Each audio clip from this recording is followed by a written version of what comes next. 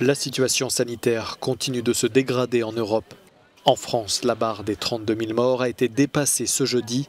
Et si la progression de l'épidémie se confirme, la suppression des fêtes de famille ou la fermeture totale des bars pourrait être imposée dès la semaine prochaine dans plusieurs villes comme Lille, Lyon ou Paris. La situation de la métropole parisienne maintenant, où là aussi, vous voyez qu'il y a une dégradation qui s'est accélérée sur Paris et la Petite Couronne.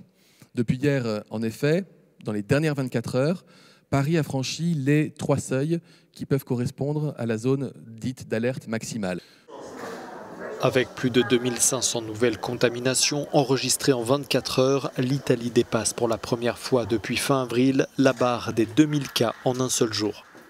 Le président du Conseil italien a déclaré qu'il demanderait au Parlement de prolonger l'état d'urgence au-delà de la mi-octobre pour tenter d'éviter une recrudescence de la pandémie comme observé dans d'autres pays européens. En Espagne, un décret du ministère de la Santé prévoit d'étendre le bouclage de certains quartiers de la capitale à l'ensemble de Madrid. Cette annonce, qui intervient après 2 semaines de bras de fer entre le gouvernement central de gauche et l'exécutif régional de droite, a été immédiatement contestée. Ce gouvernement régional n'est pas en rébellion et obéira à tous les ordres de manière stricte, car nous ne sommes pas comme vos alliés séparatistes. Mais nous irons de nouveau devant les tribunaux pour défendre les intérêts légitimes du peuple de Madrid afin que les mesures soient conformes au règlement, à la réalité et qu'elles soient objectives et justes.